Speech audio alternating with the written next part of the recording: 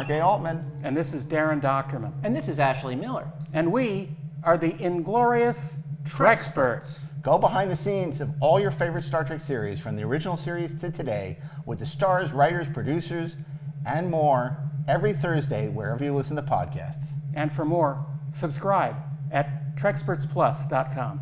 It's the logical thing to do. Keep on trekking. Ingloriously, of course. New episodes available every Thursday, wherever you listen to podcasts. Or subscribe today at trekspertsplus.com. But keep on trekking. Ingloriously, of course.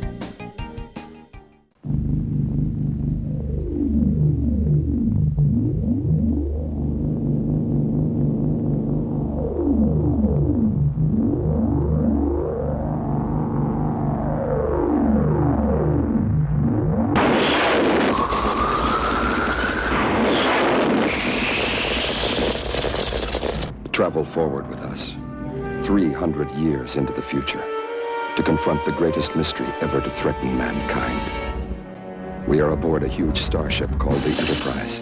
This is the return of Captain Kirk. An alien object of unbelievable destructive power is less than 3 days away from this planet.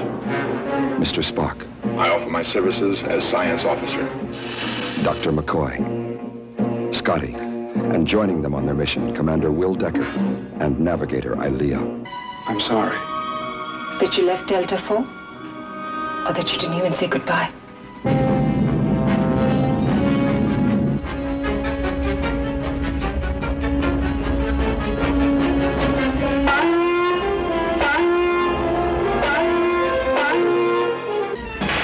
Get us back in impulse power. Full reverse. Wormhole distortion has overloaded the main power systems. The lane phaser order. Fire torpedoes.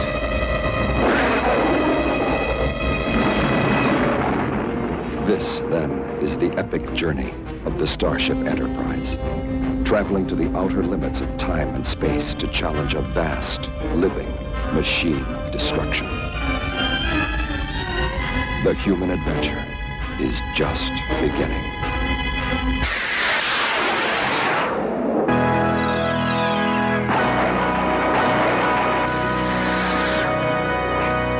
Star Trek, the motion picture.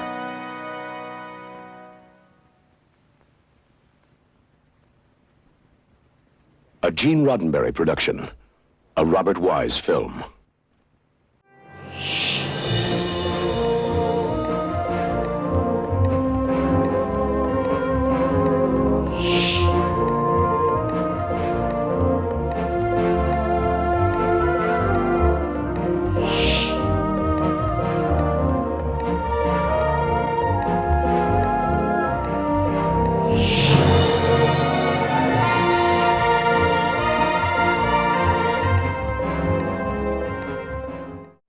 Hey, this is Mark A. Altman. And this is Daren Dochterman. And this is Ashley Miller. And we are having done this a million times, we are the Inglorious Treksperts. Hey, and you know what we do? We love Star Trek the Motion Picture. We love it. We do. We do love it. We love it. We love And Star so Trek do the you. Motion Picture.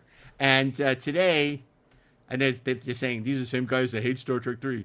Yeah. So That's right. We are so excited to celebrate the anniversary, December 7th, of not only Pearl Harbor, but Star Trek the Motion Picture, released December 7th, 1979. And this is a film that has suffered the slings and arrows of many people, and we will sing its praises until our dying days. Of course, Daren was, involved in the refitting of the motion picture with the director's edition, which was a wonderful realization of, I don't know if I should say Robert Wise's vision as much as it's finishing the film. And it's just a wonderful, we'll talk about that. But before we do that, we got some housekeeping to deal with. So I don't even want to talk too much about Star Trek Motion Picture yet. I want to remind people that this weekend we're going to be in Columbus. It's our last convention of the year, Columbus, Ohio, GalaxyCon. So if you were in the Ohio area, somewhere in the Midwest, you should come and join us because we got a ton of great panels. We're going to be the cast of Next Generation on Friday. But on Sunday, we'll be in the Social Club. It's kind of like The Freshman or The Godfather, Goodfellas or something. We'll be in the social talking about the anniversary of Star Trek: The Motion Picture.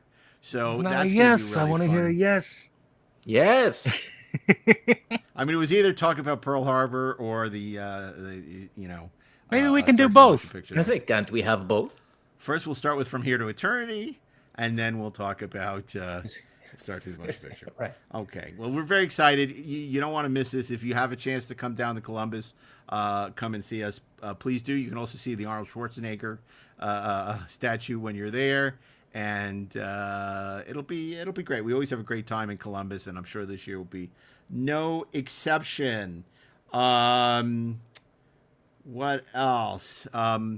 Well, last week we recorded a special Thanksgiving thanks to Star Trek while Daren was in Ticonderoga. How was Ticonderoga, Daren Dochterman?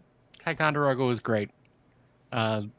Shatner was in full form, and Was he remember luminous? my name and everything. He gave me the about first time time. I've ever asked Shatner for an autograph. Someone took a great picture at the beginning of the year's tours, and it's Shatner and I standing in the transporter room, and he is laughing and I am laughing. It's a great picture, and You I are had that charged printed. extra. Yes, It was only $60. look, I had it printed. I was fully ready to hand over the money, but I said, Bill, would you personalize this for me? And he said, of course. And he Aw. he That's wrote on it. nice. He wrote on it, Daren, I'm falling in love with you, Bill Shatner. Daren, I can't remember your name. Oh my God, that's great. How's things going with the shuttlecraft?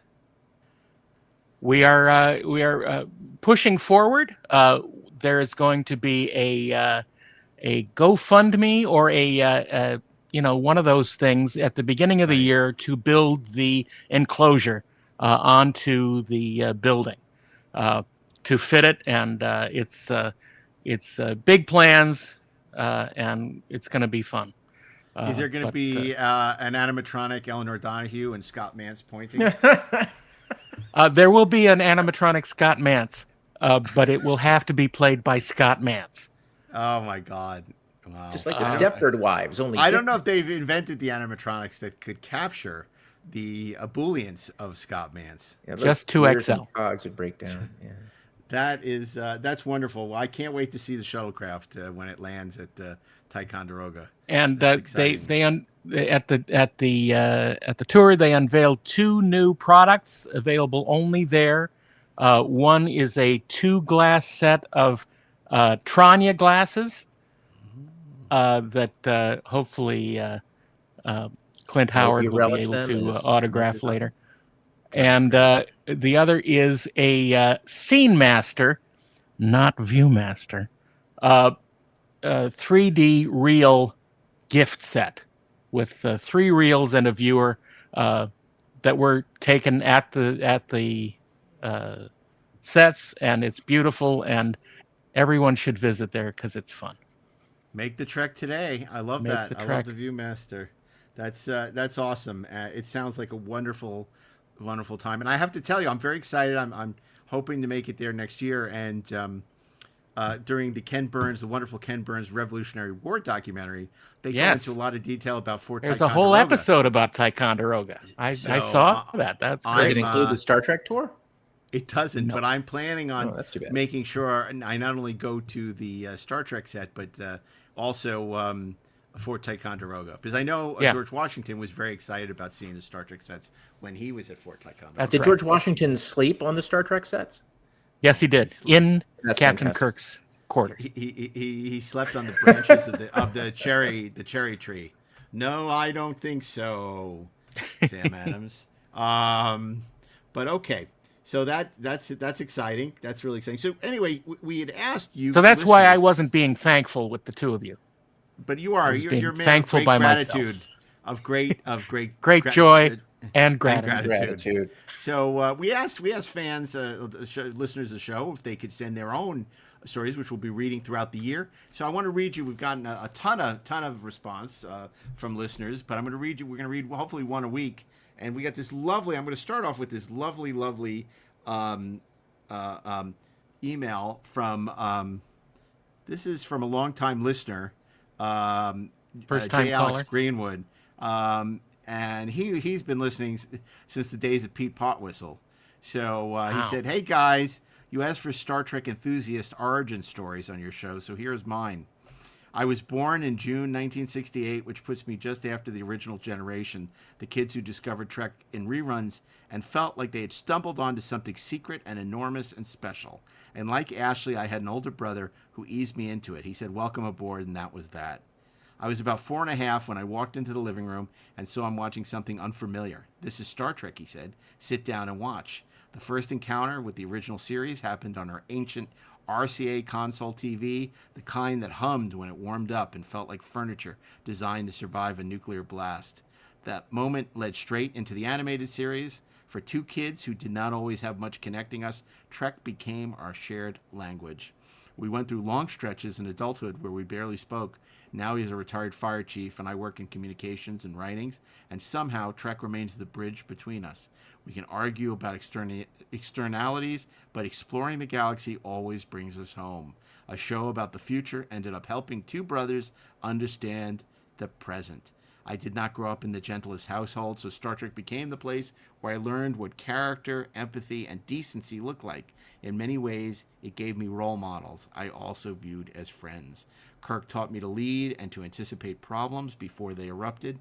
He showed me that colleagues can be friends and that respect is earned, not enforced. Spock taught me logic without coldness and how to endure torment stoically. McCoy taught me to hold on to my humanity no matter what happens. Scotty was my first lesson in radical competency, all craft and no grandstanding, simply great at his job and steady hand when Kirk and Spock were off the bridge. And I absolutely fucking hate the way they turned him into a joke in the movies. Trek convinced me that there is nothing wrong with humanity that is not fixable by what is right with humanity. For a kid who needed direction, it gave me my second start to the right. As an adult, Inglorious Treksperts gave me something else I had been missing, a sense of community. I found your podcast on a lark while searching for something good to listen to. I've been podcasting myself for 20 years, so I recognized the craftsmanship immediately. Game knows game. When I realized you were the minds behind Free Enterprise, the director's edition of Star Trek the Motion Picture, and so many efforts that carried Trek across 6 decades, it felt like finding a version of fandom that matched my own. Learning how the original series was produced and written, combined with the masterclass of heavyweight creatives you have introduced on the show, has deepened my appreciation for Trek in a way no book has ever managed. Your show is discerning, affectionate, willing to call things as they are, and grounded in love for what Trek aspires to be. I would never assign anyone a color-coded shirt, but I will say this. The interplay between the three of you scratches the same itch that Kirk, Spock, McCoy dynamic always did for me. Different minds, different temperaments, same shared mission to make sense of Trek and to make it fun while you do. I am not a test pattern Trekkie. He goes on and says, when it comes to storytelling, I'm relentlessly unkind to weak writing or hollow spectacle. I like to think I can tell the difference between craft and noise. For me, the heart of Trek lives in character, theme, and moral imagination. When a modern Trek series loses that center, I lose interest. That is another reason I appreciate your show. You do not hand out automatic praise just because something carries a delta. You expect Trek to be good, not merely Brandon. And he goes on and on. I'm going to skip over it because this could be a whole episode. But he says, Inglorious Treksperts confirms that loving Star Trek does not have to be nostalgic. It can be connective. It can be a shared language across generations, careers, griefs, victories, and every strange chapter in between. So that is my Trek origin story. Sorry it's a little long. My editor has the day off. Thank you for asking the question of us listeners and for reminding us across hundreds of episodes why this magnificent little show from 1966 still matters. Kind regards, J. Alex Greenwood. Wow. That's an A+. And that sets a hell of a bar for everyone. But you know what? I mean, forget the bar, because everybody's story is going to be different. And anybody who decides they're going to put pen to paper or, pixels to whatever the hell, I mean, they're, they're going to bring, a level of sincerity and authenticity and emotion that I cannot wait to hear the rest of the emails and the rest of the messages that we're getting. That's just awesome. That makes me feel incredible. That's, it was great. That's an amazing letter. Well, hailing frequencies are open, so if you haven't already sent your email about why Star Trek is important to you and what it means on its 60th anniversary, you can email us at trekspertsplus@gmail.com, and we may read your letter on a future episode, or we may not, but we might. We might. So, anyway. It will go on your permanent record. Yeah. By the way, Ashley, you'll be happy to know that I took Isaac to... we finally saw Night of the Living Dead and Alien this weekend. That's fantastic. So outstanding. He was very happy. Loved them both. And, good job, kid. Yeah, over Thanksgiving we watched a bunch of stuff. We watched Easy Rider. We watched From Here to Eternity. We watched a bunch of stuff. So, but that was I was glad to finally. Did you say Night of the Living Dead and Aliens? No, an Alien. Alien. Alien. The first one with Ridley Scott. Right. In it. I seem to remember. Yeah, it's that she's got issues with her mother or something. Right. Yeah. Nice. So anyway, Bilbo Baggins is in it. Right. We as part of our Treks Not Taken at Star Trek Las Vegas talked about the evolution of In Thy Image, the original Phase 2 pilot script, into Star Trek the Motion Picture. And I think what materialized was a fascinating conversation with a bunch of really interesting people led by Daren and Ashley about the enduring appeal and importance of Star Trek the Motion Picture. And it featured a very eclectic group of people. We had Walking Dead universe showrunner and creative director Scott GIMPLE, publicist Eddie Egan, associate producer JON POVILL and MICHELE BILLY POVILL, who worked for Harold Livingston after working for Bob Goodwin. And then, of course, this was really exciting, I think, for all of us. It was Billy Van Zandt, Alien Boy himself, who I don't think had been ever at a convention. No, this is his very first. unique perspective on being in Star Trek the Motion Picture, and that was a real delight to bring him out to the convention and have him meet the fans and be part of this really great panel. And he was with the ship since the beginning of her refitting. Every moment. He was the one guy who would have liked Decker to stay in command. He was the one guy who spoke up for Captain Decker. Yeah, that's right. It's like Decker's mother and Billy Van Zandt, Alien Boy, are the only two people that wanted Decker to stay in command. And Decker. Yeah, well, Decker. I'm not even sure he wanted to stay in command. Yeah. He certainly didn't want to be science officer. We know that. No, it's like that's a terrible job. You'll double as science officer. So, Daren, you have a very unique tethering to this film because, of course, you saw it as a kid. You loved it as a mother, but you, were involved. Talk about every step of its refitting of with Robert Wise on bringing out the director's edition, which is sort of the definitive version of Star Trek: The Motion Picture. That just must have been this incredible, the ultimate trip, the ultimate human adventure for you. You know, what a long, strange trip it has been. This connection for me has lasted the entire life of Star Trek: The Motion Picture. I loved it when it came out. I saw it, I think, maybe 6 times in a theater during its first release, and I read the Roddenberry novel a week before, and was expecting so much wonderfulness, and I got most of it. You didn't get the shower. No. Well, a little hint. Sort of. I'm sure somebody's doing it in AI right now. Damn right they are. I'm sure. You leave me out of it. Some of these it. YouTube AI things are ridiculous. Yeah. But when I first saw it at age 12, I saw what I wanted to see. It was all I needed to boost my fandom and keep the fires burning. that I had stoked for a long time, since 1973. If this was yesteryear and we all traveled back to December 7th, 1979, and saw you in that theater, what would we have seen? Like, who were you with? What was your reaction when you came out of the movie? You remember these scenes? I think I was with my dad the first time, and I think I was with a couple friends the second time, and I think I was by myself for the rest of them. But it's pretty much the story of my life. It's you hold the torch strongly, and just keep the faith as the years go by.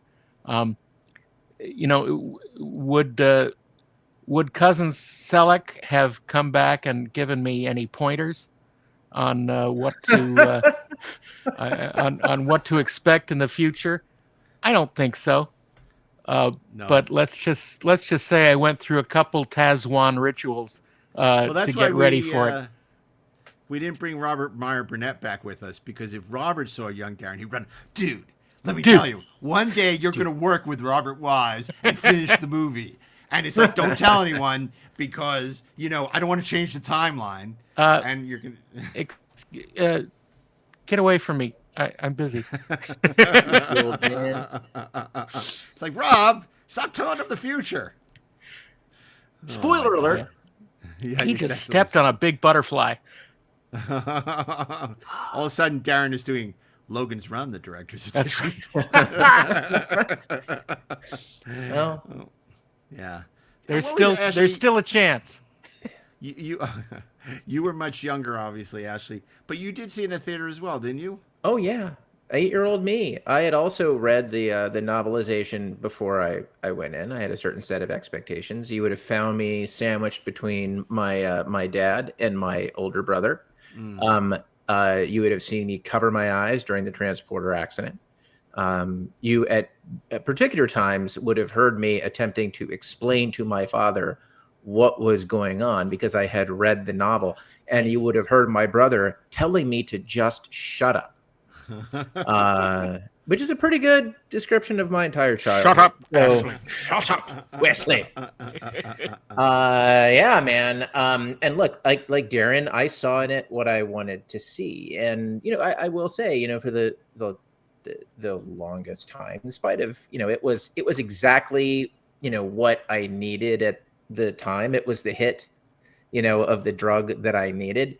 For the longest time, I felt the way a lot of people felt about that movie. There were things about it that I thought were truly terrific, but as a film, I didn't know that it held together. Although, if you told me that Kirk seeing the Enterprise for the first time in that movie was too long, you would have had to fight. Rated X. Yeah, no. I will always love that sequence. It can't possibly be too long, but I do think one of the best things that ever happened in the history of Star Trek was the issuance of that director's edition, because it took a movie that frankly had a lot of issues with some great stuff in it and turned it into an excellent movie. It's just an excellent film. Yeah, so maybe funny. It should have been called the Excellent Edition. That's right. Most excellent edition. Whoa. Then instead of visiting you, it would have been Bill and Ted that showed up at your That's right. Screening. That's right. Not Cousin Selleck. It's Bill and Ted. So, Spock, we have to tell you something, dude. Dude, you're going to cry on screen. Whoa! Simple feeling. Tears for us, Mr. Spock. Yeah, it's interesting. I've been thinking about this movie a lot lately because, of course, the anniversary.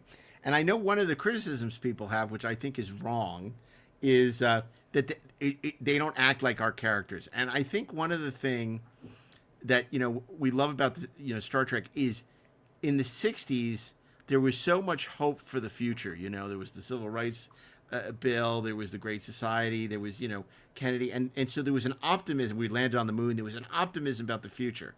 And when Star Trek, the motion picture, comes out in 79, it's in the wake of Kent State and Watergate and Vietnam. And basically, the hopefulness and optimism of Star Trek almost felt passé in the late 70s. And I love the fact that, in retrospect, I was not thinking this as a 10-year-old or 13-year-old, actually. But I think that what's great about that is the family has been fractured and gone their separate ways, and Star Trek: The Motion Picture is about bringing them all together. And so, the satisfaction may not be there because Spock's away and Kirk's away. But we never pictured them that they would be anything other than together, right? That the troika and so. But by the end of the movie, everyone is back in place. So I think it's such an important transitional film, taking Star Trek from the '60s and ushering it into the '80s. And to me, like you when people say, "Oh, well, it's too bad the movies didn't just start with 2," that's ridiculous. And because 1 is such an important part of making 2 work. Right. When now they're dealing with their aging, but they're dealing with it together in the sense of loss. Because in a way, Kirk already lost Spock, and he got him back in the motion picture. And and it's so fascinating to just see everyone come back together for their first best destiny. And I think it's so interesting. I completely agree with you. I mean, I feel like, although I think what works about the movie is it was a very clever way to give those characters an arc. I mean, as we know in television, it's very difficult to give a character a big arc because you need that character to essentially not quite be static, but you need the growth to be incremental.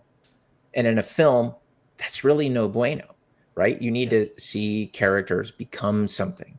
And to me, what always worked about Star Trek: The Motion Picture was what you were saying about bringing the characters together, but it's not just bringing them together, it's bringing them back to themselves, right? At the beginning of that movie, to Kirk, the Enterprise is a command, okay? And that's a very different thing from the mission. It's a very different thing from the sort of the Star Trek of it all. And what's really fascinating is that Decker inhabits, I think, the Star Trek ethos in that Decker film is from the sleeping top. with his girlfriend, his ex-girlfriend, and he doesn't like it. He doesn't like it. No, but he's the guy who at the end says, as much as you wanted the Enterprise, I want this, right? And I think that's huge. I think that's important.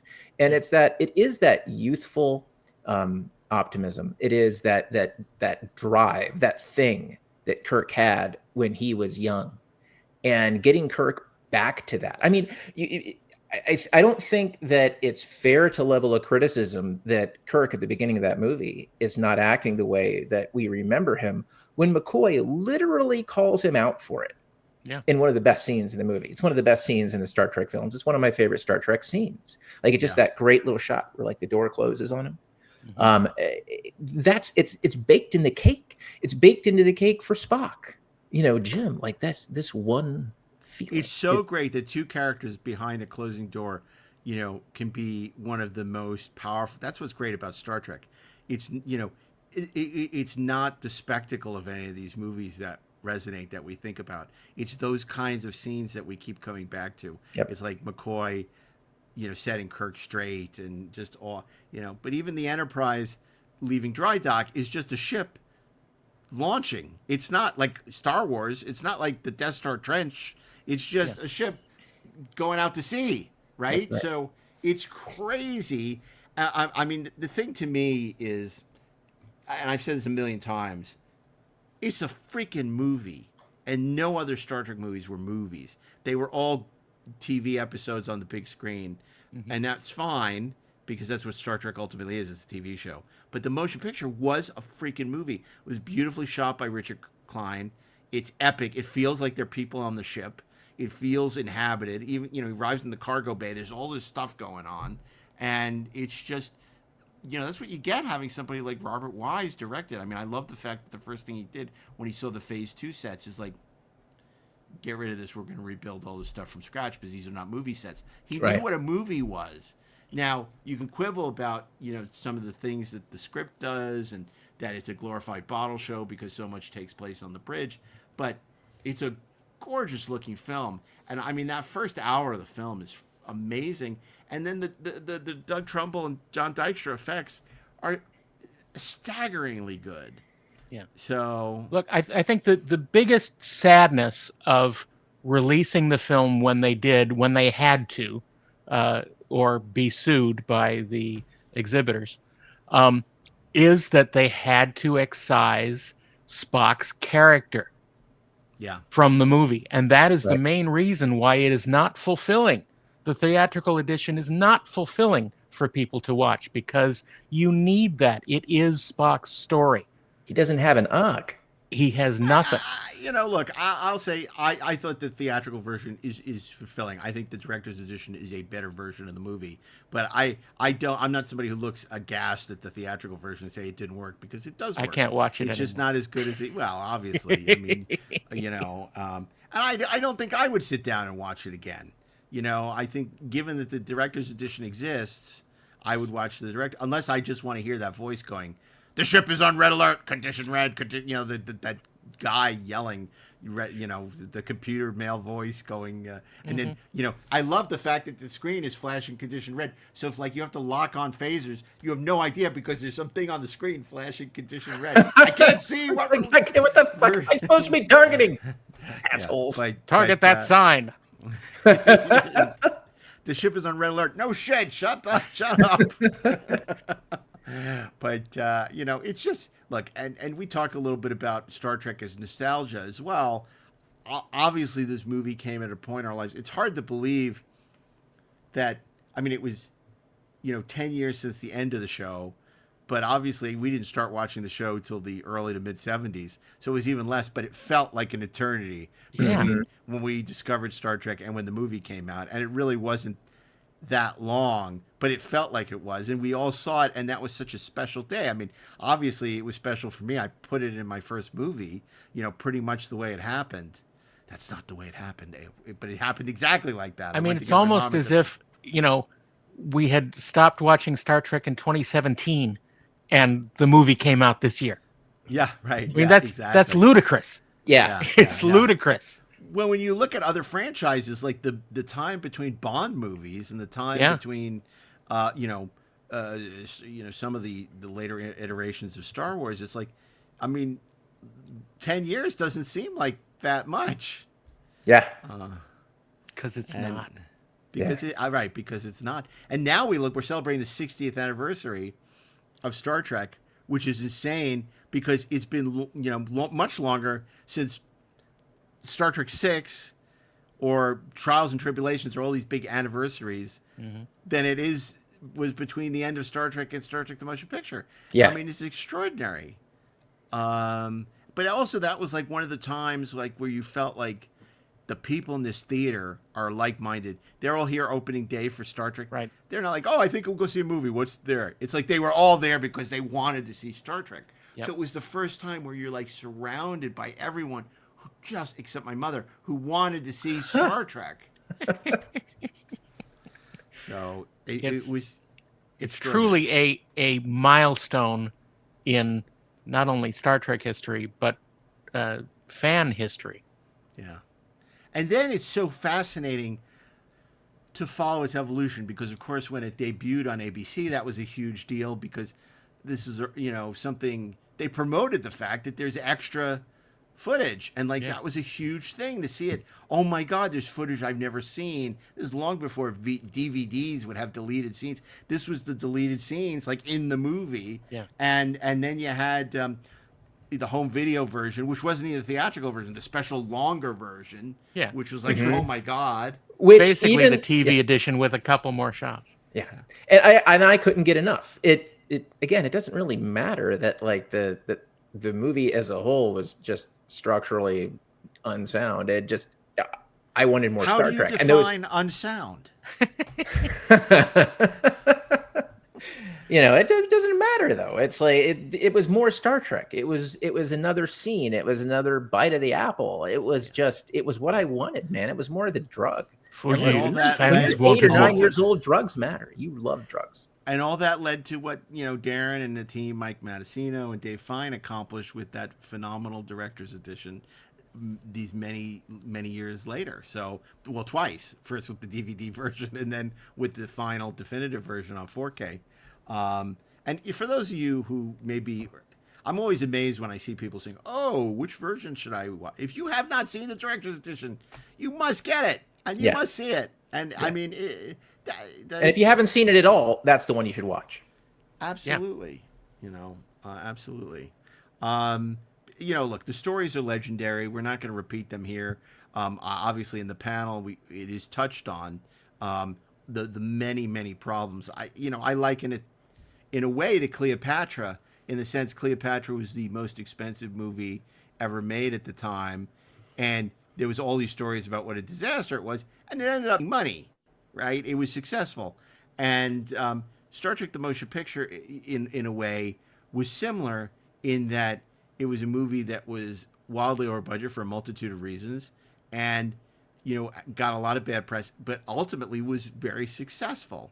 So it is, I think, important in the history of cinema, and it does represent the end of the 70s, which is kind of like the end of serious filmmaking. Star Trek: The Motion Picture, for better or worse, is a serious film. It is. It's trying to be 2001, not Star Wars. And that's interesting. And in a way, that's more Star Trek than what it became, which is the swashbuckling version of Star Trek, which may be more entertaining, but is less Star Trek than the more cerebral version of Star Trek. Yeah. I mean, it's just fascinating. It's fascinating. And it's so great that we had JON POVILL and Michele Billy. And then, Scott Gimple's a huge Star Trek fan, so we loved having him there. And Eddie Egan is an old friend of the podcast. He was a huge marketing executive at Universal and Fox, but before that, he was the unit publicist on Star Trek II and Star Trek III.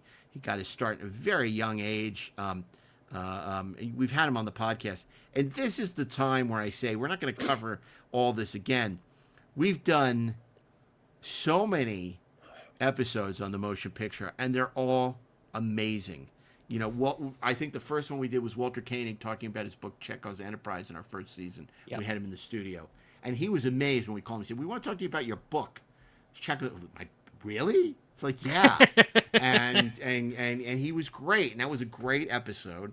But we've done shows. We had Dave and Mike on to talk about the director's edition. We've done episodes on the score. We've done episodes on the wonderful readings that Daren did from the book, from the novelization, where Daren read passages, different chapters, which is a remarkable, and it's a gonzo if you haven't read the novel. And if you're not a reader, if you're too YouTubey and you don't read, listen to that episode, because Daren hits all the highlights in that episode. Yeah. We've done so many episodes. We did a commentary. We did a commentary on motion picture. It was Daren and me, and I think it was Mike Sussman. I don't think he did that with it us, wasn't me. Actually. Wasn't me. So many episodes on this. Most of them were done prior to the 50th anniversary, but we came back a couple of times, and we're doing it again. We came back not to Genesis. Came back somewhere else. Who's back? Back again. To V'ger. But anyway, I think probably we'll have a few closing thoughts. But before we do, let's share this wonderful panel from Star Trek Las Vegas, led by Daren and Ashley, in discussion with Scott Gimple, Eddie Egan, JON POVILL, Michele Billy Povill, and Alien Boy himself, Billy Van Zandt. So stay tuned. We will be right back. So we have a big panel. So we're going to start bringing them out right now to assist us in moderating and elucidating. We have our friend, he's the governor of the world of The Walking Dead. He's the man, The Walking Dead. And he's a super fan of Star Trek: The Motion Picture. And a super guy. Scott Gimple. Scott, come on out.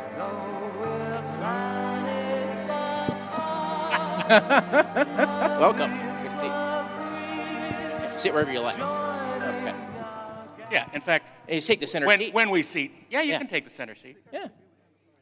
Oh, crap. We need to... All right, be with the mic. Be with the mic. Be one with the mic. Be one with the horse.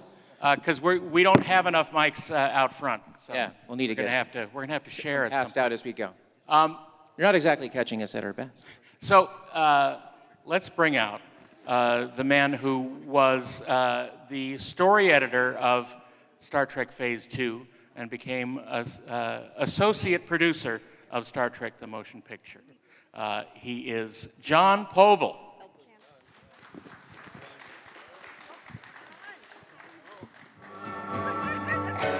There he is. sporting his original crew shirt and wearing it quite lovely. Nice. Welcome. Softball shirt. Yes, the softball team. We'll talk about that. Next is the lovely and talented Michele Billy Poville, who warned Earth of the approach of V'ger and unfortunately gave her life Fat lot of in good that dinners. struggle. Next, why don't you do good.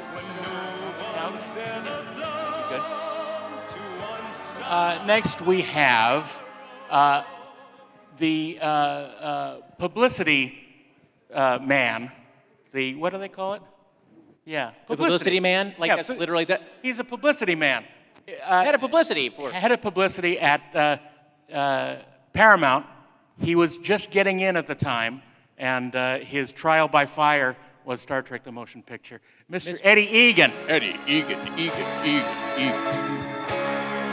Welcome.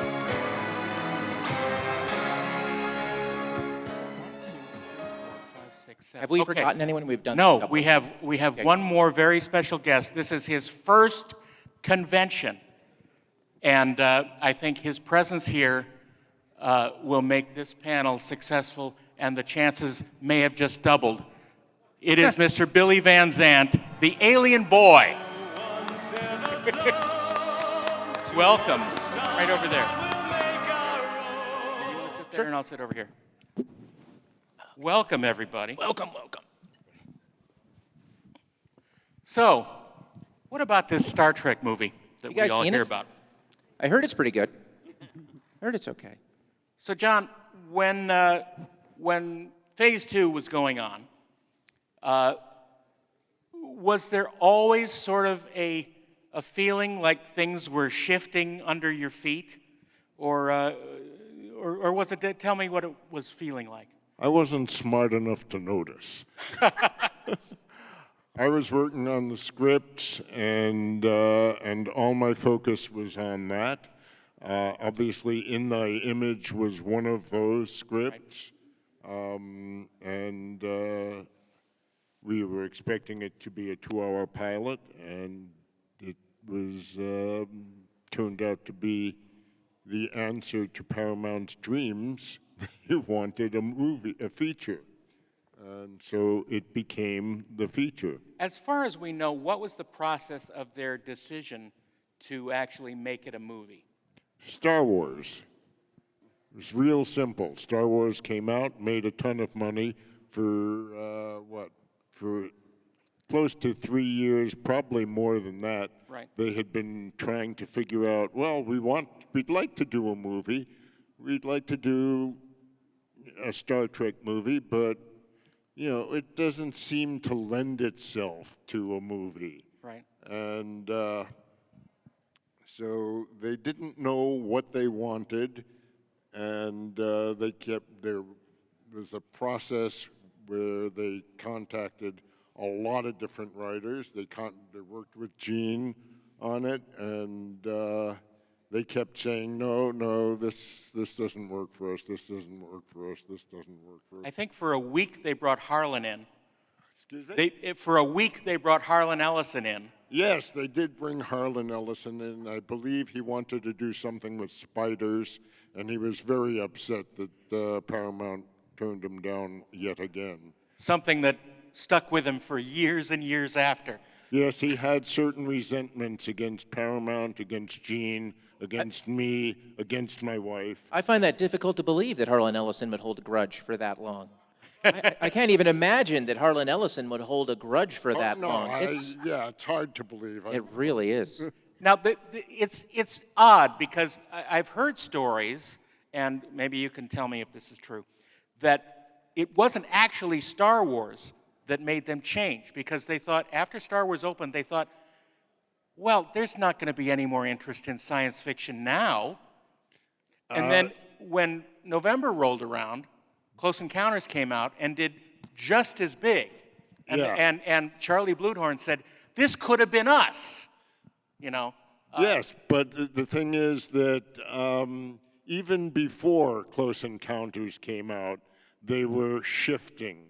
Mm-hmm. I didn't know about it. I found out later, right. Of course. and but the tide was turning as early as September.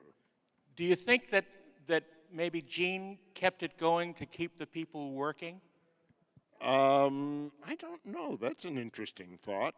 That's very possible, but I think it was also, I know that Paramount was determined to keep it a secret. Right. And they had to keep the masquerade going in order to keep the fans thinking that something was doing, and yet not revealing the feature yet because they didn't want all the salaries to bump up to the sky. Right, exactly. Hey, the thing, this was your first, now you're on phase 2, they're planning a new show. Yeah. This is your first credit? Well, your first produced credit, yeah. So it's early in your career, and Yes. this TV show turns into this huge movie. Yes. I'm just curious of the journey. I mean, how exciting that must have been. You met a certain woman on the production, I understand. I just think it's like the science fiction Almost Famous. Like, just, I mean, there's drama there. Were brought in by Gene, right? But then Harold Livingston, Yes. and then Robert Wise, sort of, you had relationships with them. Well, I had a prior meeting with Robert Wise when I was in graduate school at UCLA for my MFA. And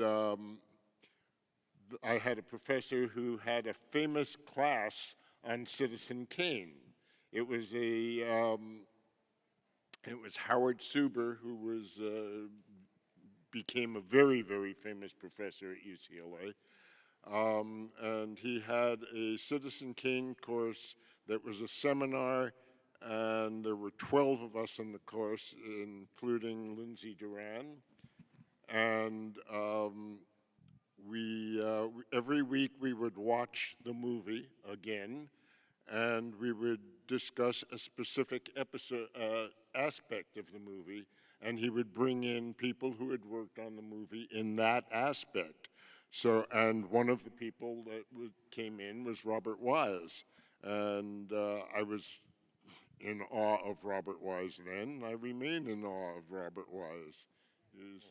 He was amazing, and to find myself working on a picture with him was astounding. And when he came into the offices, he remembered the class very well, and it was a reunion of sorts, but it was a reunion that was quite remarkable for me. Now, Michelle, you sort of bridged the two productions. You were first working as the assistant to Bob Goodwin, and then you moved to work for Harold.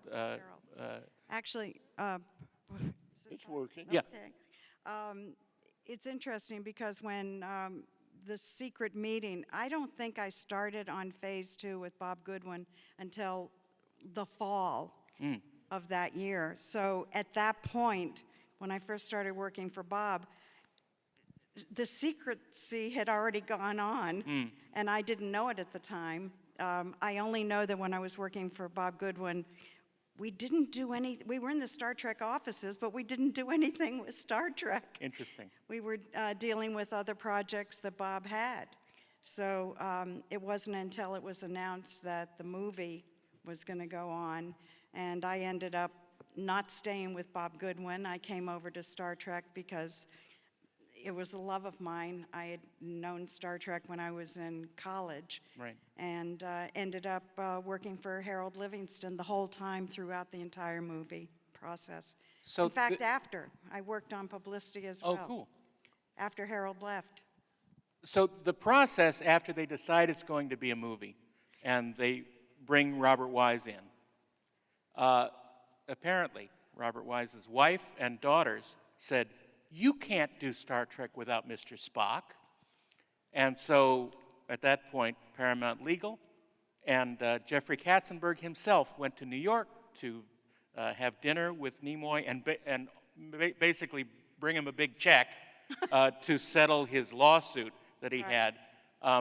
And brought Leonard in, and then we have this image from the famous news briefing with all of them back together again. That's a great picture. It's a great picture, and on this one they got the number of the Enterprise correctly. On the Tomorrow Show, they did not with Tom Snyder. But so tell me about that period when they finally released the information that it was going to be a movie. That was when everything changed. I mean, things in the office became very exciting. In fact, that was one of the things. It was just a beautiful period of time. Everybody was happy. Everybody was excited. Bob Wise coming on board was one of the most incredible things, his resume and everything. And it was interesting because I was working in the office. I was not destined necessarily to be in the picture, but at that time I was doing a theater play with David Gautreaux, and I had found out about the job at Star Trek through David. Right. And when it was Gene and Robert Wise and John, and I forgot who else came to this little 99-seat theater and saw us performing, and they cast David, who was already under contract with Paramount, to be Lieutenant Branch, and they cast me as the lieutenant opposite him. Did they ever give you a name? No, it's Lieutenant on Epsilon 9. That's a long name. That's what it is. But it is, I mean, I say the first words of Jeopardy in the whole movie. That's right. Yeah, So- you are the warning beacon for the galaxy. Yeah, it's on a precise heading for Earth. I was curious. Harold Livingston quit at one point, did he? At several points. Yep. I mean, were you I was through or what? No, I was definitely carried through. I mean, at that point, I had already worked for Bob Goodwin. I was part of the family with Gene and Susan and Rosanna and John, and I was part of the family. So even if Harold had gone, it wouldn't have mattered. Eddie, at what point did you join Paramount? I joined Paramount in October of '78, which was probably just a couple of months after they started shooting. Right. Principal. Yeah, we started shooting in August. Yeah. Right. Yeah. So, what was the process of you finding out what the lay of the land was and what the heck was going on? There was a lot of hemming and hawing among my bosses about it, but it was the number one priority of the studio that year. They'd had a lot of success the year before and that year as well, but there was a sense of trouble, which I gradually became more and more aware of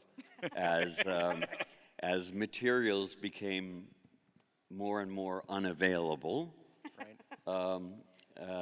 But we had very strict rules about when we could schedule publicity things for so much for the actors, but for Robert Wise, only if it's absolutely necessary. Yeah, he's got stuff to do. Yeah. After Abel left, Trumbull and Dykstra, no. Yeah. So there were things like that, but I also worked on the floor where the screening room was, where they would show dailies every day. So I would see things, or I would go in the back and listen to people expressing, let me put it mildly, concern Yes. about whether or not the picture could be finished in time, and it had to be. Yeah. Yes, and it had to be, yeah. And but it was a wonderful thing. I remember in January of '79, I set up the first in-production break for Time magazine. They came and visited the set during the wing walk sequence, Right. which what I think the show called it. Right. And the reporter came on, and then he did some preliminary interviews with everybody, but no mention of troubles. It was all like of course not. Full speed ahead, and the rest is history. Everything's fine in the Federation. Yeah. Don't Yep. you know that? And what was it, a week later that Robert Abel was fired? I think so. And that famous New West magazine article, which is lost to time for most people, which really detailed what happened about the Robert Abel situation. So, Billy, when did you become involved? I'm guessing you auditioned and. It was very strange. Jaws 2, I was in Jaws 2 as one of the teenagers being terrorized in that movie. And right after that movie came out, I got a call that Robert Wise wanted to meet with me. So I had a meeting with him. I don't remember reading from a script. And I loved meeting him because, you know, he's Robert Wise. Yeah. And after I left and they cast me, I thought, what did I do in Jaws 2 that made him think I would be a good alien for Star Trek? Still don't know the answer to that. But at the time, he told me I was going to be the alien on the bridge. Mm-hmm. Again, I didn't have a name either. Yeah. He said, in the meeting, he said, you know, Leonard Nimoy hasn't signed his contract yet, so you might be the only alien on the ship. So immediately I'm thinking, oh, there's Kirk and there's me. That's right. You know, well, he signed his contract, I think, the next day and showed up for work. But the weird thing for me was the secrecy involved with the makeup, and I wasn't allowed to leave the soundstage or my dressing room. They didn't want anybody on the studio lot seeing the costumes. No candid pictures. Nothing. Yeah. Nothing. And so my girlfriend would come, and I'd have all my lunches in my dressing room. And after a while, I thought, this is ridiculous. I'm going to get her on the set. So I snuck her in, and I made her hide behind a bunch of cameras and lamps and stuff, and we went to shoot a scene. And we start to shoot, and all of a sudden I hear William Shatner go, cut! Wait a minute. There's somebody back there. And I thought I'm going to be fired. And the next thing he said was, you can't see from back there. Somebody get this girl a chair. He put a director's chair right next to the camera, and we continued with the scene. Oh my goodness. So I loved him a lot. It's funny because, you know, your scene didn't make it into the theatrical edition. Yeah, I noticed. But famously, it made its debut on ABC in the what was called the special longer version. Yes, the director's version, I think, right? No, the TV version was not the director's version. In fact, it was Gene Roddenberry's version. He grabbed all these excised bits. Oh. And because ABC wanted to stretch it out, I think, over 2 nights and get more advertising in it. That was put in without Robert Wise's knowledge, and he was a little bit upset about it, actually. Yeah. But years later, when we went to do the director's edition in 2001, we brought those back in and cleaned them up and made nice soundtrack behind it. And you are officially now in beautiful widescreen. I think I had one line in the original where it was just techno-babble as the camera panned. Yeah, oh yeah. Yeah, that long pan across everybody. Yeah. Where they have to stop at Marcy Shatner because she was late with her line, and then they move on again. Oh, all right, okay.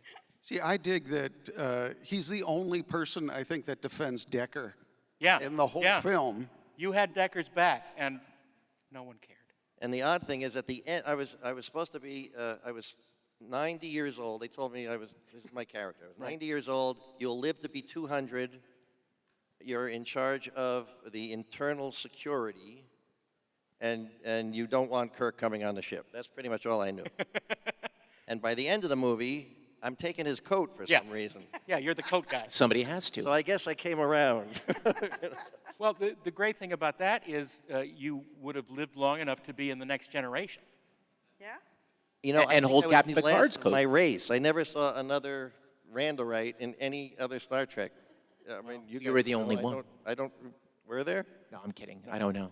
We'll have to find out where you appeared in fan fiction. I was originally they told me I was a vegan. That was what they referred. No, not. But they changed. That's the name written on my plaster thing for my head. And then I guess halfway through the movie they realized what that meant, so they changed it to Randallite. And then, so I was Alien Ensign in my contract, Alien Boy on the screen, and Ensign Opal in some fan things that seems to have carried on. Interesting. And oddly, and oddly, you're Alien Boy, but you're 90 years old. Right. Yes, Yeah. that's right. Well, on his planet, he's a boy. Yeah. Small child. Tell me about, after we have the Able incident where they didn't deliver one completed shot. They had one explosion shot that they had done. And Robert Wise was absolutely furious. The only time where he blew up, literally. They had Richard Urasich on set, sort of observing and seeing what was going on and seeing if the company could perform and produce the shots. And of course, Richard Urasich was Doug Trumbull's business partner. And so after this whole thing imploded, they brought in Doug Trumbull and Dykstra to do this in a record amount of time. They had almost just 9 months to do everything from scratch, almost. What was it like in the office during this? Well, I wasn't there for a good part of it, but I heard reports because Todd Ramsey and I are good friends, Right. and Todd was the editor, and every week he would get a new list of shots that were supposed to be effect shots, and this was supposed to be a very effects-heavy movie, effect shots that were going to be not in the movie. And every week the list would grow. And so that meant that every week he had to file a new plan for cutting the movie together because he was moving stuff around trying to find, okay, well, if I don't have that, what do I put in its place? Where do I move this to? And he was going crazy. And the effects team was working 7 days a week, 24 hours a day, and the budget was skyrocketing. Paramount was going nuts. Katzenberg was going nuts because Katzenberg had fallen for the Robert Abel Dog and Pony show. He had a brilliant Levi's commercial, and he was doing, he was selling himself primarily on the notoriety of that Levi's commercial and the look of that. And so Katzenberg had bought into Abel and bought him, I think, about $5 million worth of equipment. And then when Abel turned in the 30 seconds of non-usable footage, test footage, and Bob Wise came out of the room cursing, it was a lot of pressure for everyone. Now, to be fair, when ILM was doing Star Wars, the exact same thing happened with them. They were going for months and months without producing any shots. The only difference is that the director owned the company. So he said, okay, well, we're just going to get this done now. And they didn't have to change companies because there were no other companies around. Well, the irony here is, I don't know if it's irony, but the thing is that Bob Abel had a reputation for being late and over budget. This is true. And, and here he was building his studio, as it were. And really only had Paramount's TV expense. commercial experience. Huh? And really only had TV commercial experience. Yeah. Which is a completely different ballgame than motion pictures. Yeah, you can be late and over budget on commercials. You can't on a feature. Because you don't have theater owners threatening to sue the studio if they don't deliver the movie. Yeah. Because it was pre. It was pre-sold, pre-sold. yeah. It was. That's why it had to be out December 7th. of that year. Yeah. So here's the thing that keeps going through my mind when I'm hearing all this, especially, you know, when we're talking about the secrecy and the things that were known unknowns before the studio finally said, let's greenlight this. All right, so I've been around the block in this business, you know, TV, features. I, you know, have done my share of secret projects, right? Like to the point, at one point I called myself the Green Beret of the WGA. Like I go in, and if I don't make it out alive, they put my jump boots in front of my door and tell my wife that I served a grateful nation.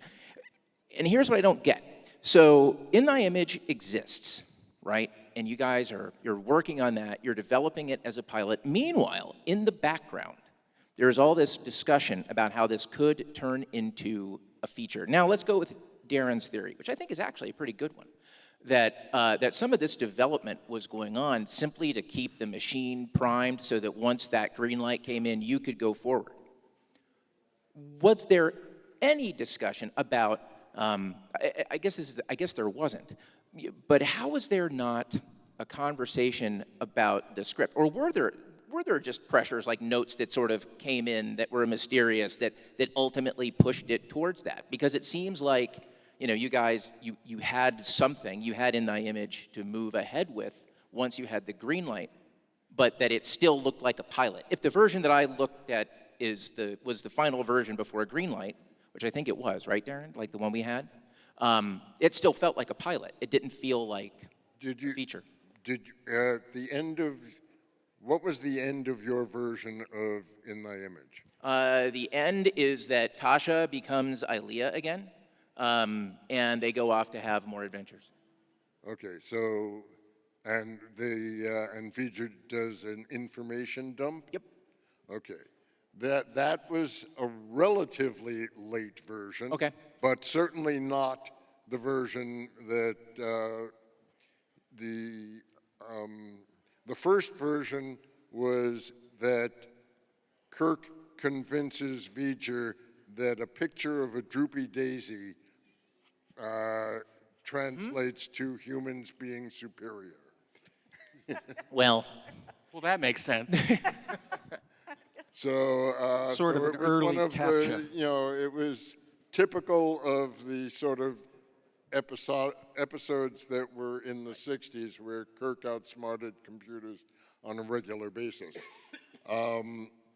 This didn't work for me at all, and even the idea that we would have an information dump also did not work for me because I don't know what that looks like. I don't know what information being dumped from one computer into another looks like on the screen. And certainly if it's information about the universe and about aspects of the universe that we know nothing about, I don't know how an audience relates to that if you could depict it. Right. But the essence of the story and the essence of that conclusion is the essence of the motion picture, that V'ger wants to touch the creator. V'ger in Thy Image mistakes the Enterprise for a life form, and at the end, you know, it obviously doesn't wrap up with Decker and Ilea going off to have adventures as computer holograms or whatever the hell they become at the end of it, which is great. But the bones of it are in there, and I guess. You know, what surprises me is that there wasn't a thought ahead to this could be the feature. You know, these are the things that we need to be thinking about.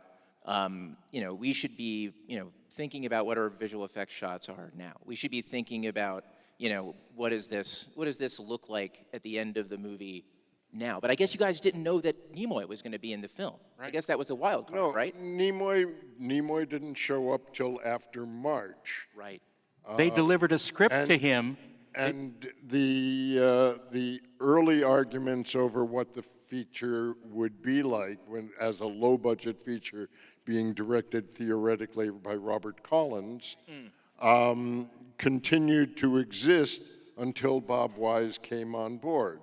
When Bob Wise came on board, the picture picked up a new momentum, and it still we were still arguing about how the movie could end, and I came up with the V'ger needs to join with the creator in order to evolve. Which is great. And that became a real issue for Paramount for many months because Jeff Katzenberg was operating on the assumption that this movie, like Star Wars, needed to be absolutely understood by any 8-year-old that watched it. And so V'ger needing to join with the creator, its creator, in order to evolve, didn't fit that mold. And so they wanted to continue, Paramount wanted to continue with the data dump, and we had big fights over that. I wrote a memo to Jeff Katzenberg in June of '78. Did it start, "Look, dummy"? That's how I wanted to start it, but I didn't. I was relatively,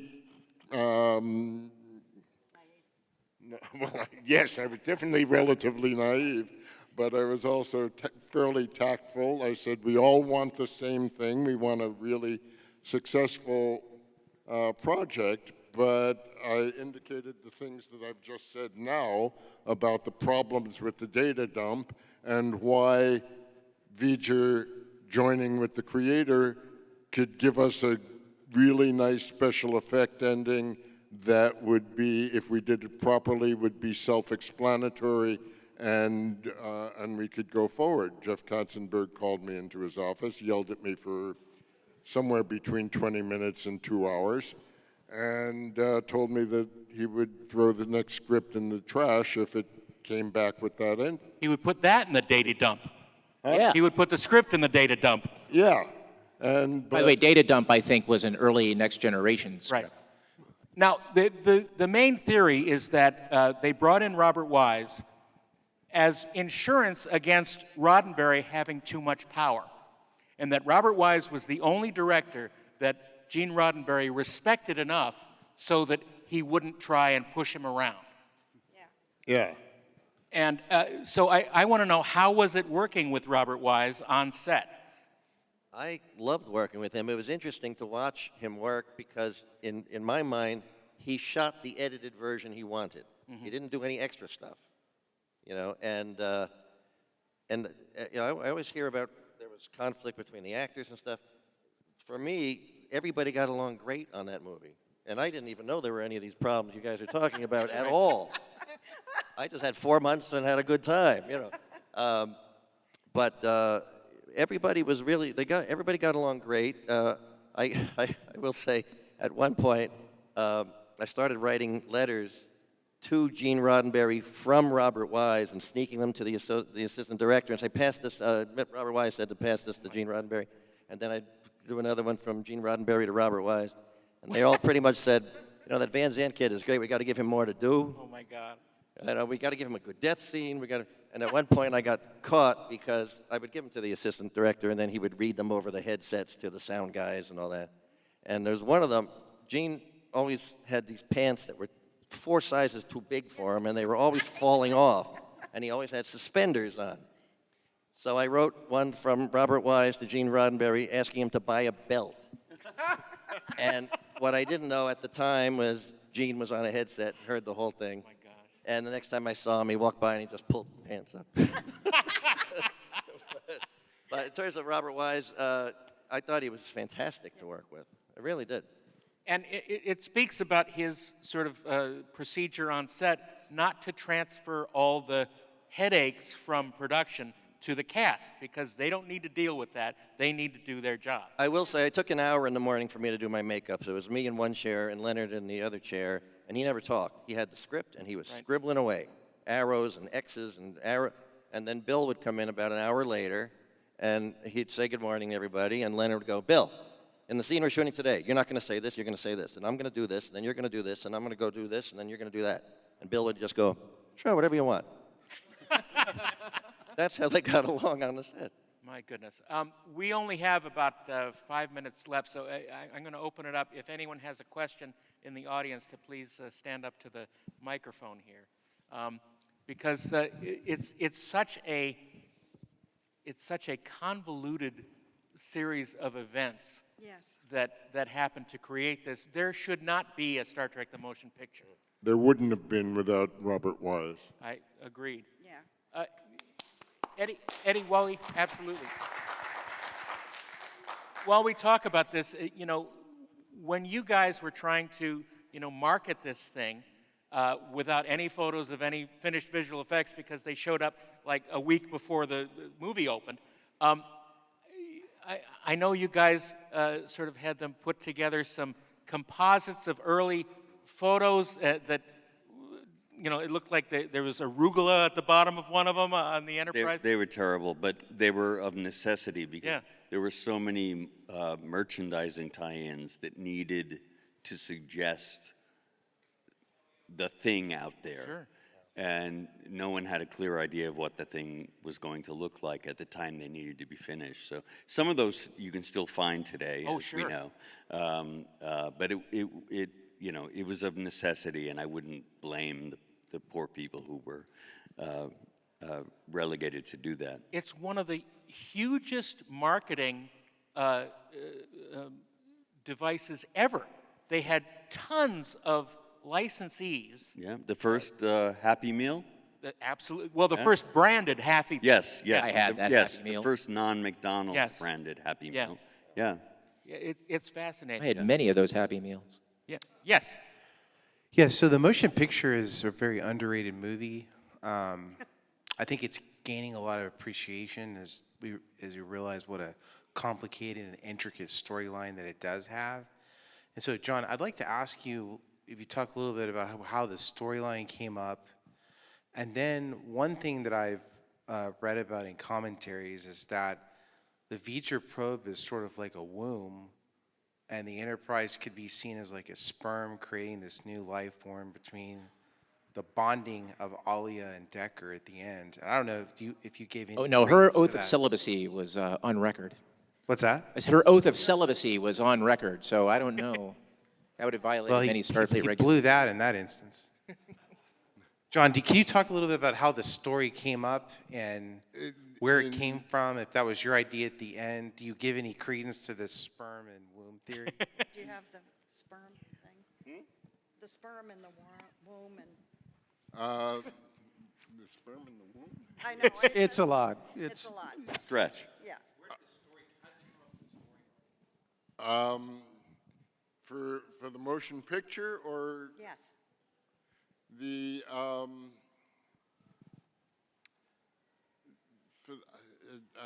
I'm confused about the question. Well, it was based on another script, Robots Return. Yes. Yeah. Oh, Robots Return. Yeah. Okay. Alan Dean Foster. Yes. Yeah, that was Genesis 2. Yeah. Yeah, that was a Genesis 2 script, and I don't.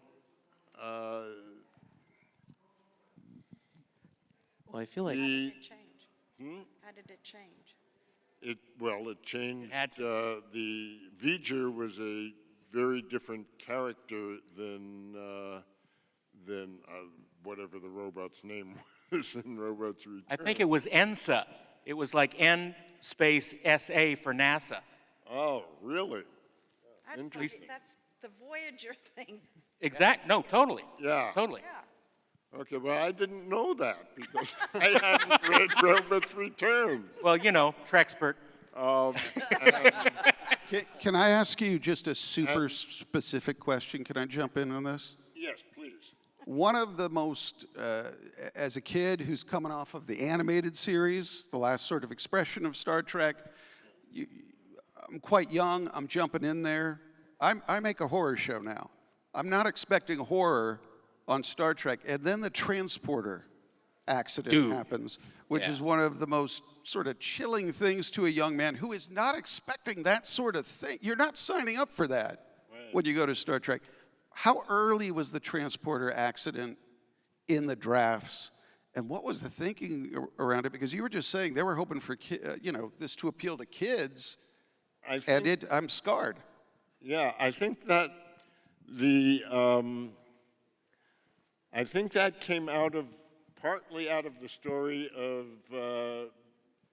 David Gautreau's changeover from Zahn to Commander Branch, because Commander Sonak, the Vulcan who gets melted by the transporter, was going to be Zahn. Was the guy who Michele wanted to replace Zahn. Right. And he was under contract as well, so they had to do something with him.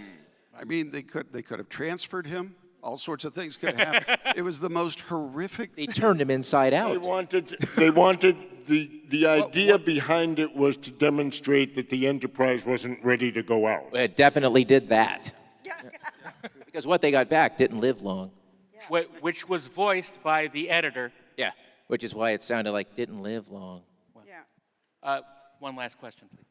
Yes, first of all, thank you for making that film. I watched it when I was 4, and look what it did to me.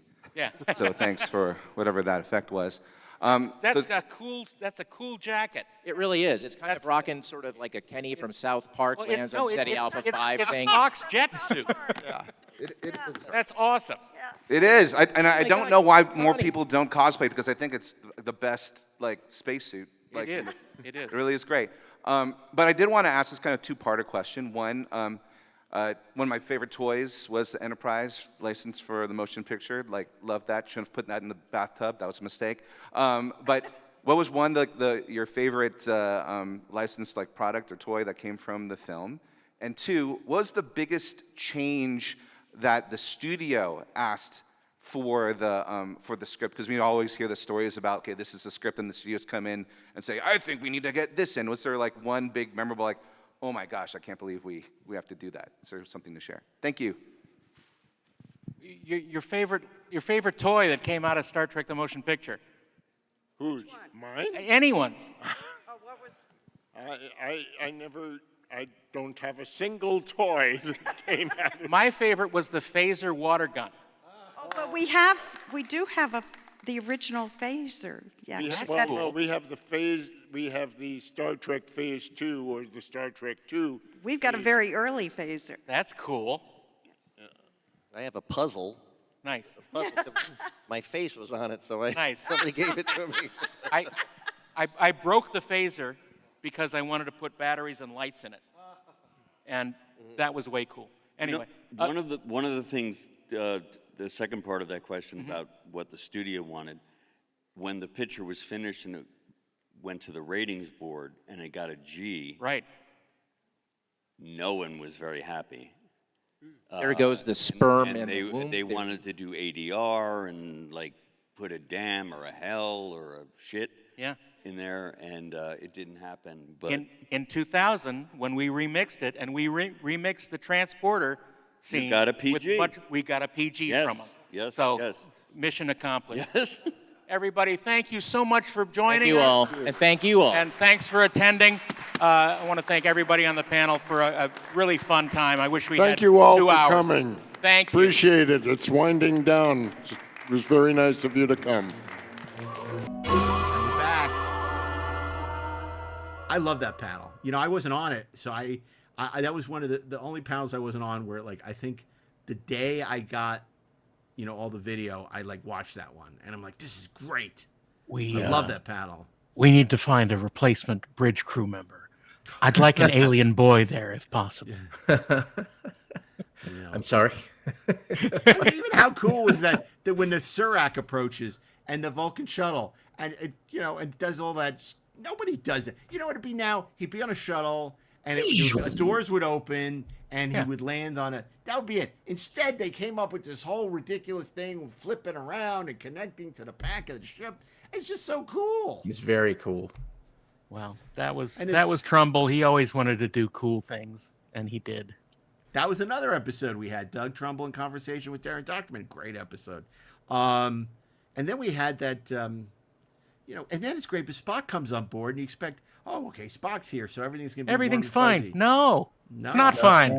It's the He's a furthest cold fucking fish. thing from okay. That's what No, my ex-wife Butch. calls me, cold fish. Yeah, He's gone through the Vulcan ritual of being an asshole. that's right. You call a couple of pipe-fitting Klingons with a pair of pliers and a blowtorch. Look, I don't have the attachment you do because obviously you worked on this film and gave blood, sweat, and tears to motion pictures. But I resent when people say, like, people cannot like it or find it slow. I get if people want to say, but when they say it's not a good movie, That's wrong. They're just wrong. that's wrong. They haven't seen it. Yeah, and they also don't know what movies are. Yeah, it's a movie. And it actually plays much better on the big screen. We see it. Oh my God, what a So difference. many times on the big screen. And I think it helps with the pace. If you're on your couch and you're looking at your phone, yeah, it's going to feel slow. Yeah, exactly. It's not exactly made for, vertical viewing. It's not Khan, and Khan has a different pace. Yeah. Khan is more like a 1 hour episode of TV series. This is not paced like a 1 hour episode of TV series. This is not a $15 million knockoff. And everybody talks about the Spock arc, but I think the Kirk arc is so interesting. It's excellent. It's great because they go together. They're like Franks and Beans, politics and corruption. Frank and Beans. I mean, I think the fact that he is a little lost and he has to make these decisions and assert himself, but it's not. I mean, when he gets mad at Decker, for countermanding his order. Yeah. Yes, it is. And could you see Pike in Stranger Worlds? Oh, hey. what should we do? Hey. Well, the things are cut off in the event of an engine bound. Okay, well then we'll go do what you say. Group hug. Hey, we did it. Group hug.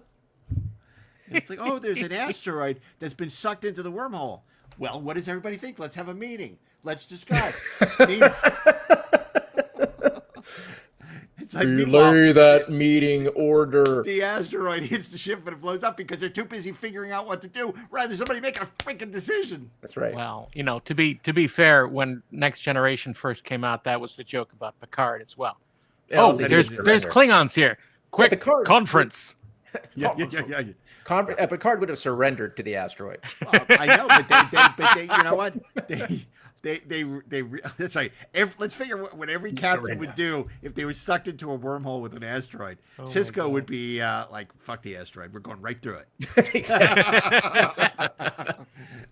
and Janeway would want to study it because she's a scientist. And then with her voice, she would make it explode. And there's coffee in that asteroid. And then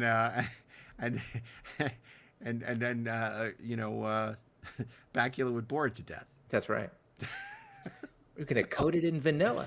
He would leap into it. He would leap into it, exactly. That's hoping right. that it would be his leap home. And so would we. I love it. Picard would surrender. We're only joking. We love these characters. We love these captains. We're only joking. We know have to them. fill the That's time. why we can joke. That's right. We have to, Pay no attention to the fact that the only one of them that we said gets to be a badass was Cisco.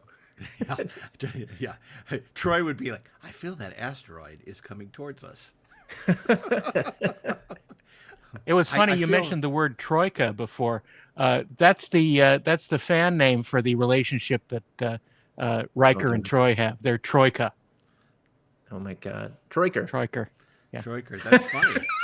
See, they're a troika with only two people. That's right. They don't need. Well, I guess Tom Riker. Well, imagine the possibilities. Oh my! That's It what would you have should been ask great them. if Tom Riker had continued on. Enterprise. It would have been great if they just got rid of Will and just kept Tom. Yeah. Well, they wanted to, but they vetoed that idea because back then they were very conservative. They didn't want to take risks. And They found Tom. That's a little Great Escape reference for those of Thank you you. who are like, all 6 listeners who are under 20. That's right. Oh my God! So yeah, that would be a great question for Marina. So who was better, Tom or Will? Oh yeah. Well, you know what? Tom spent how long just waiting for some? He was highly motivated. So. Oh my God! See, these are the questions we should be asking on these panels instead of asking Brent about 1776. Yeah. And we will again. That's the beauty of it. Yeah, exactly. Well, listen, it's always a pleasure to celebrate the motion picture. And I'm glad we got to talk. It's like never get tired of talking about it. Clearly, because we do it all the time on the show. But it's great that we could do it for the anniversary. And, Daren just got back from Ticonderoga. Big thank you to Brian Mix, who's turning around this episode very quickly for us so that it can hit on the anniversary. Just like the asteroid. Yeah. And, so Remember, the first syllable is ass. Is there anything else you want to say about the motion pictures? It's a movie that obviously is very important in your life. Just, if you haven't seen it, just see it. Don't go spouting on the internet about something you don't know anything about. For a change. Exactly. But yeah, look, it's a wonderful film, and I mean, there's so many stories. We talked about with Merv Block, we had that wonderful conversation about, Orson Welles not wanting to say Robert Wise's name. I mean, there's so many great stories, and the whole post-production process. Ralph Winter talked a little bit about some other episodes. Obviously, them racing Prince to the theater because they hadn't finished it till, a wet print at the premiere in Washington, D.C. I mean, yeah. The stories and San Diego endless. not having the final reels when they started showing the movie. It's crazy, dude. I love that. I just love that. And in Westwood, they were literally racing prints from Paramount as they were made to while they were showing the movie, they were getting the final reels. It's just, that's the Hollywood I love, and that's why whoever buys Warner Brothers, I'm sad, because it's the end of an era of classic Hollywood is really over. The bean counters, the algorithms, the marketing departments have won. And Star Trek: The Motion Picture was really kind of very much the coda of a certain era. I mean, legendary filmmaker like Robert Wise, and huge. I don't know. It's just the blind booking. It makes me. We sad. won't see that again. Yeah. So, anyway, well, look, we're very appreciative of you joining us. We hope you enjoyed this episode. We hope you'll celebrate with us by watching Star Trek: The Motion Picture again on Sunday.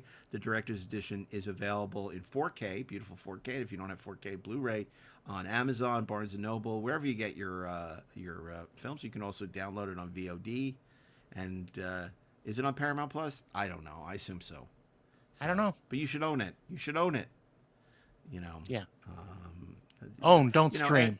As a Star Trek fan, you should own these films. That's why I'm always amazed when they're like, people are like, oh, they took Star Trek off the H&I channel or the it's like, or Channel 56, UHF, they're not showing it anymore. It's like, you need to own these things. Yeah. Before they own you. And if not, then Pluto has it. That's right. At least watch it on Hey, Pluto! Everyone gets Pluto. It's free. Oh my God, I blew Isaac's mind. He tried to get me the other day, and we were going through. He turned on. First, it was the original Star Trek channel. I literally, no one said anything. I said, just from the two shot, I said, "Oh, immunity syndrome." He's like, "What?" And then I still got it. And then Next Generation, I called it like that. Then Deep Space Nine, I called it like that. And he was like, he couldn't believe it. He knows how insane I am. Still couldn't believe it. And then I said, "Stop here. I can't go any further." I said, "We're done." I said, "Oh," and then he did Bond, and I did the same thing. He went to the Bond movie channel, and it was great. I was like, literally off one frame. I was like, I think it was Man with the Golden Gun. I don't remember. I was like, and he was like, "How? You're a sorcerer," And then he said, "Do you want to go to the Voyager channel?" I said, "No." Why would I want to do that?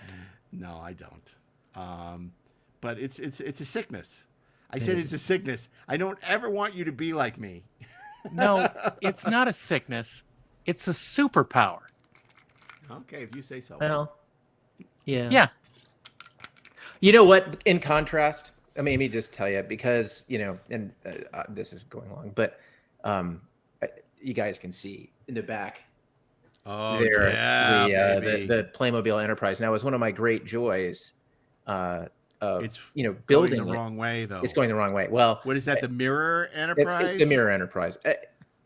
It was. See, why am I doing? It's like I'm not even OCD. I'm not like you guys. I'm like there normal. It goes. And it's like I'm like it's going the wrong way. No, Mark. You got to turn it around. No, but you're exactly like us. No, stop not denying one it. of us, just like freaks. No, the thing that I like most about it is that I built it with my 9-year-old, now 10-year-old, who did all of the construction. He hooked up all of the lights. He made all the power work. He did all the decals on. He's Scotty.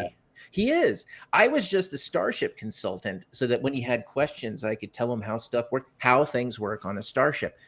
Now, that said, 2 things happened that concerned me greatly.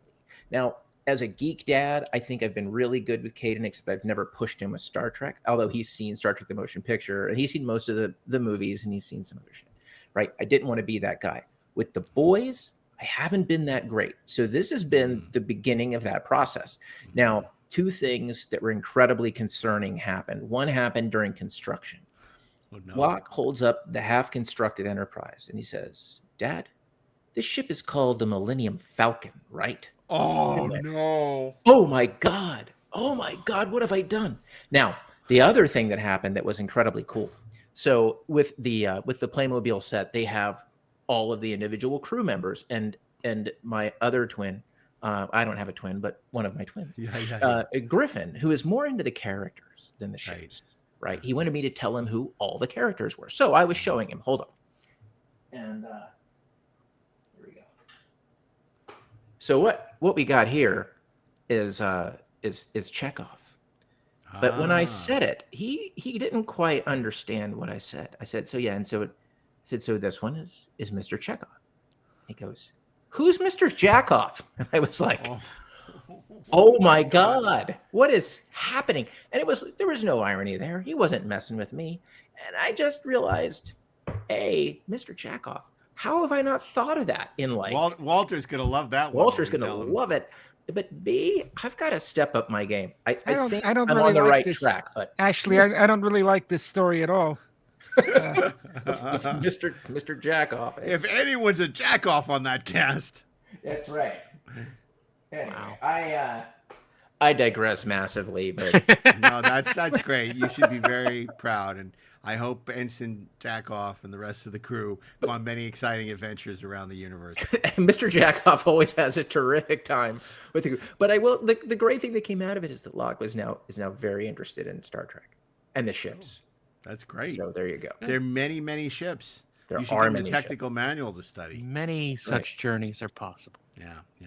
And speaking of which, we'll be back next week with an all new episode, and of course, the holiday special is coming. It's going to involve a lot of work on our behalf, so we're not quite ready to give you the full details. So follow us on social for all the details, and we'll be announcing when the holiday special is going to drop this year. It's going to be a supersized one-time episode of the holiday special, and if it doesn't work and you want us to go back to the old format, maybe we will. But right now we have plans for a supersized, awesome episode.